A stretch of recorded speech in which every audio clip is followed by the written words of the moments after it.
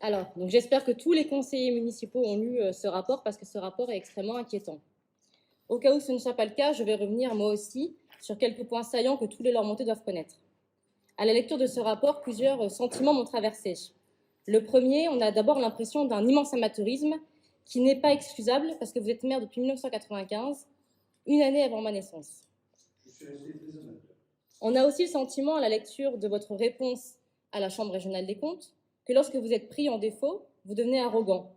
Je comprends que ce rapport, vu ce qu'il contient, vous est piqué au vif, mais cela ne justifie certainement pas le ton que vous avez adopté à l'égard de la Chambre régionale des comptes, à la fois dans le courrier et à la fois dans vos déclarations de ce soir. Alors, premièrement, la Chambre régionale des comptes dénonce la situation catastrophique de nos finances, qui s'explique par des dépenses de fonctionnement en hausse et un recours continu à l'emprunt, à tel point que notre ratio de désendettement se situe, selon la Chambre régionale des comptes, à 18,8 années, selon vous, à 12 années. Donc, pour être clair, pour les Lormontais qui ne connaissent pas ce trait qui est purement budgétaire, au-delà de 12 années, c'est une situation extrêmement inquiétante pour les communes. Et lorsque j'ai lu ce chiffre qui est assez énorme, je me suis souvenu du rapport d'orientation budgétaire pour l'année 2023 que vous nous avez fait voter au mois de novembre, dans lequel on lit actuellement, donc actuellement, je suppose que c'est au moment de novembre 2022, c'est-à-dire au moment où nous votons la délibération, Lormont se positionne sur un ratio net aux alentours de 7 ans. Donc nous ne comprenons pas une telle différence entre 7 ans, 18 ans, 12 ans que vous nous annoncez ce soir. On ne comprend pas quel est le véritable chiffre du ratio de désendettement de la commune. Toujours est-il que ce chiffre de 18,8 années, ce n'est pas nous qui l'annonçons, c'est la Chambre régionale des comptes. Et je pense que personne ne peut douter du sérieux et de la neutralité de la Chambre régionale des comptes. Pour la première fois, donc depuis 2018, notre commune a connu un déficit d'autofinancement d'à peu près 450 000 €. Selon l'analyse de la CRC, ce déficit s'explique par les dépenses de gestion trop élevées de la commune. Alors, loin de nous l'idée de stigmatiser les fonctionnaires qui, eux, n'y sont pour rien dans votre gestion catastrophique, mais j'aimerais quand même revenir sur quelques chiffres. Notre commune possède en effet un effectif de 556 agents en 2022, soit 62 agents de plus qu'en 2016, une hausse donc de plus de 12%, alors que seulement 23,5 emplois ont été transférés à la métropole. Alors nous, on n'a pas de problème avec notre programme parce que nous sommes clairement contre le transfert de compétences des communes vers les EPCI. Mais il ne me semble pas jusqu'ici que ce soit le cas de votre mouvance politique, puisque c'est eux notamment qui ont mis en place, lorsqu'ils étaient au pouvoir, la métropolisation.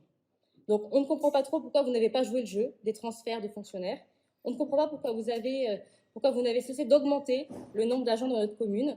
Vous répondez, vous, dans le courrier, que ces personnels seraient dédiés à la petite enfance et à la sécurité, mais ce n'est pas uniquement le cas.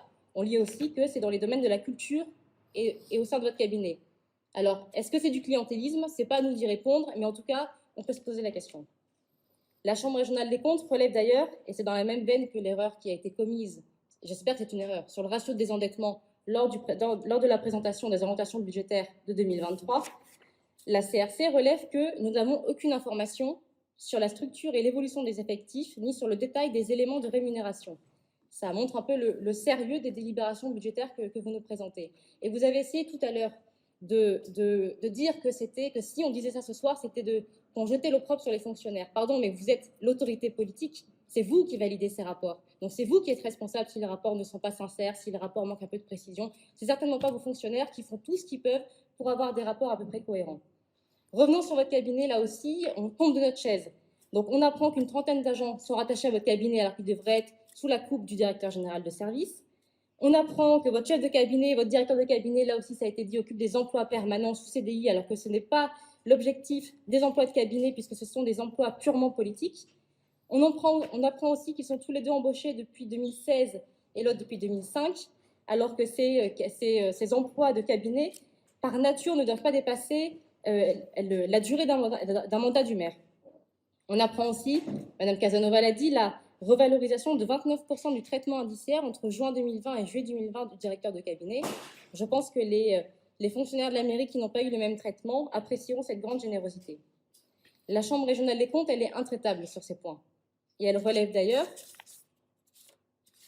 vu que vous ne comptez pas respecter ces recommandations, que la commune s'expose à des risques de poursuite devant le juge pénal pour détournement de fonds publics et concussion. Alors, vu que vous semblez mépriser la Chambre régionale des comptes, ayez l'obligeance au moins de ne pas mépriser votre conseil municipal en annonçant solennellement ce soir que vous allez respecter ces recommandations.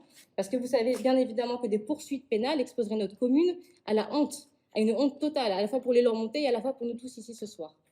Donc sur ces emplois de cabinet, on ne comprend pas bien si vous avez voulu constituer un cabinet noir ou si vous êtes purement un autocrate. Vous devez comprendre que vous mettez en danger, vous mettez en danger la ville de Lormont, vous mettez en danger l'image de la ville de Lormont dans la métropole bordelaise. Je pense aux difficultés déjà sociales et financières qui sont énormes dans notre commune, je pense qu'on n'a pas envie ici que Lormont soit la brebis galeuse de la métropole. Alors un autre point qui peut paraître anecdotique, mais qui en réalité ne l'est pas, c'est le parc automobile, qui est selon la Chambre régionale des comptes, particulièrement fourni pour une commune de 7,4 km², puisqu'il est composé de 79 véhicules. Là aussi, manque de transparence, nous n'avons eu aucune délibération en conseil municipal, les carnets de bord ne sont pas tenus à jour, alors que c'est une obligation légale qui est prévue par le CGCT.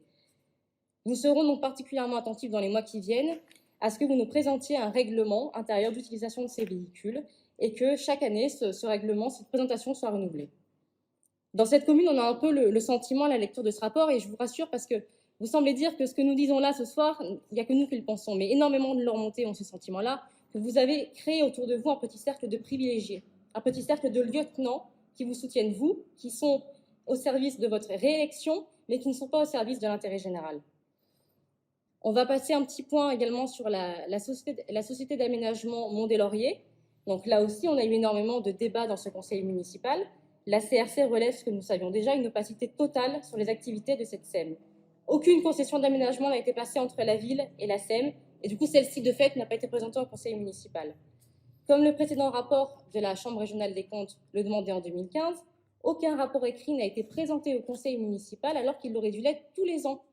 La première fois que vous vous êtes conformé à cette recommandation, c'était en 2023, après la sortie des révélations d'Anticor et du Canard enchaîné sur ce qui s'apparente à une gestion un peu hasardeuse de cette SEM. Puisqu'on ne va pas s'arrêter en si bon chemin, même régime pour la liste qui doit être présentée en annexe du compte administratif, dans lequel on doit voir les organismes dans lesquels la commune a une participation financière. Là aussi, cette obligation n'a été respectée qu'en 2022, alors que dès 2015, la CRC vous demandait de le respecter. Alors, comme si tout cela n'était pas suffisant, je ne résiste pas à l'envie de vous donner la réponse du maire. Nous avons toujours répondu aux questions posées par les élus sur la situation de la SEM. Visiblement, ce point de vue n'est pas partagé par la Chambre régionale des comptes, et nous faisons plus confiance à la Chambre régionale des comptes qu'en votre parole. Mais rassurons-nous, les activités de la SEM d'ici quelques mois ne seront plus réalisées dans une opacité totale, puisque la CRC vous impose enfin à ce que la métropole entre dans les actionnaires. Donc, comme je vous l'ai dit, on pourrait continuer encore et encore sur ce rapport tant il est fourni. Mais en résumé, on a un peu l'impression, monsieur le maire, que vous gérez cette commune comme si elle vous appartenait, au mépris des lois, au mépris de la jurisprudence du Conseil d'État, et surtout au mépris de la probité qu'attendent les Lormontais qui vous ont fait confiance. L'élection d'un maire, en effet, et d'autant plus lorsque celui-ci est élu depuis 28 ans, ça implique un lien de confiance qui doit être indéfectible entre la majorité en place et entre les Lormontais. Un lien de confiance qui implique notamment de présenter des documents budgétaires sincères et non mensongers. Un lien de confiance qui implique de ne pas augmenter le traitement indiciaire de votre directeur de cabinet de 29%, alors que les autres fonctionnaires, eux, n'ont pas pris 29% d'augmentation. Un lien de confiance qui implique aussi de respecter les autres élus du conseil municipal, qui eux aussi, comme vous, ont été élus démocratiquement, en faisant preuve d'une transparence totale sur toutes les activités de la commune. Un lien de confiance qui implique aussi de ne pas faire croire à chaque conseil municipal de Lormont que vous êtes le meilleur d'entre nous, que vous seriez même un grand humaniste, ayant pour seul objectif la réussite de Lormont, alors que vous avez clairement mené la commune à sa ruine. Alors nous, les solutions, nous les avons. Déjà, nous n'aurions pas financé chaque année la SEM Mont-des-Lauriers. Nous n'aurions pas vendu non plus à un prix dérisoire le terrain des Cascades, comme cela a d'ailleurs été dénoncé dans les médias. Nous aurions arrêté de nourrir votre cercle d'amis. Nous aurions arrêté les subventions aux associations qui n'apportent rien à notre commune. Nous aurions réduit aussi au strict nécessaire le parc automobile. Et nous aurions fait un grand programme d'accession à la propriété en collaboration avec la métropole pour augmenter le nombre de propriétaires et ainsi ne pas faire peser la charge fiscale sur le nombre très réduit que nous avons actuellement de propriétaires. Nous pouvons faire mieux avec moins. Une gestion mot père de famille, c'est ça. Donc jusqu'ici, tout va bien. C'est un peu votre politique depuis des années, alors que vous menez la commune dans une chute libre. Heureusement pour vous et pour les Lormontais, il existe quand même un filet de sécurité à cette chute, et ce filet de sécurité, c'est la mise sous tutelle. Alors évidemment, nous ne l'espérons pas, parce que ce serait une honte pour notre conseil municipal et une honte pour la commune, mais si rien ne change, Si vous persistez dans ces choix désastreux, c'est ce vers quoi nous fonçons. Et pour que les choses changent, nous pensons que c'est le système entier qui doit changer. Et la clé de voûte du système, c'est vous. Vous devez donc faire des excuses aux Lormontais, parce que les Lormontais méritent ces excuses. Et vous devez aussi, pour que ces excuses soient sincères, démissionner. C'est ce que nous vous demandons ce soir.